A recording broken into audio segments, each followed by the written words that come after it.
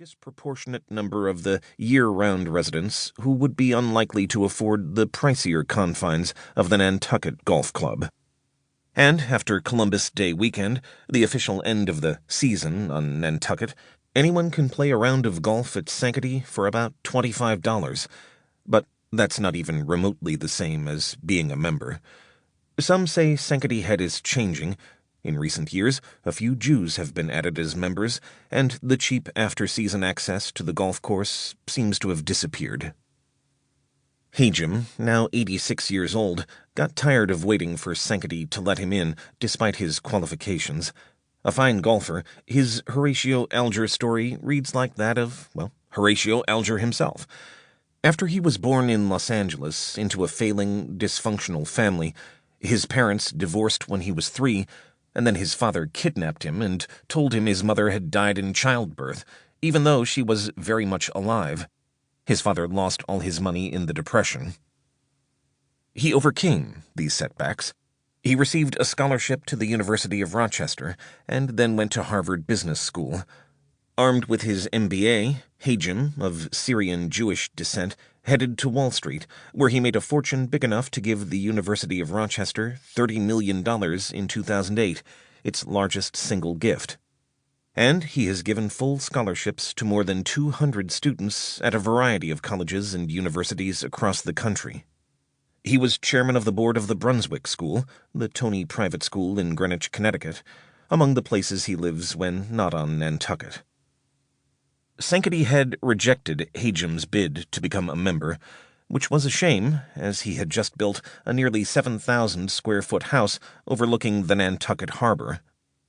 Since it seemed he wasn't going to be able to play golf on Nantucket, he briefly thought about leaving the island. But necessity being the mother of invention and all, rather than slink away, Hajim decided to get even and, along with golf course genius Fred Green, began the nearly impossible task of building, from scratch, a new golf club on Nantucket, just as they had in Vail, and would later do at Queenwood Golf Club in the London suburb of Surrey.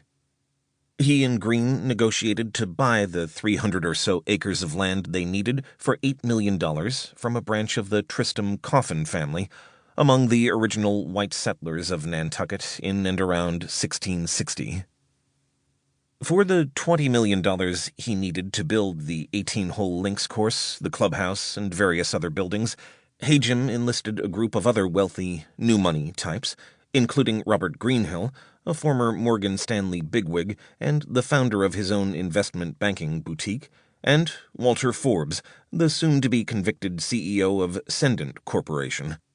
Nantucket's decision to extend the runway at its small airport in the 1960s had brought a wave of billionaires to the island, literally in their private jets. The new golf club, adjacent to Sankaty Head, opened officially in April 1998. Like so many things on Nantucket, the club looks like it has been there forever. The clubhouse, a sprawling symphony of gray shingle-style architecture, sits atop a grassy knoll, giving it sweeping views of the otherwise flat but luscious terrain as it descends into the vast Atlantic Ocean. It could almost be mistaken for the Serengeti. The sunsets from the outside terrace are breathtaking. It was here, in August 2018, that Jack Welch, the octogenarian titan of American capitalism, invited me to lunch. We sat overlooking the 9th hole.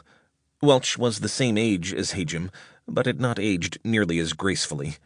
At that time, he got around tentatively, with the help of either a cane or, as he called it, his wagon, a 3-wheeled triangular walker.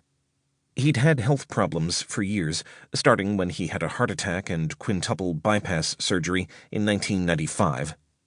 In 2009, he spent 92 days in a New York hospital battling a staph infection. He almost died. Never a physically imposing man, he now seemed even more gnome-like, a big head atop a shrinking body, but his mind remained razor-sharp, and his personality remained a mix of infinite charm and biting candor. During his nearly 20 years at the helm of the General Electric Company, now known simply as GE, Welch became a legend. Welch made GE the most valuable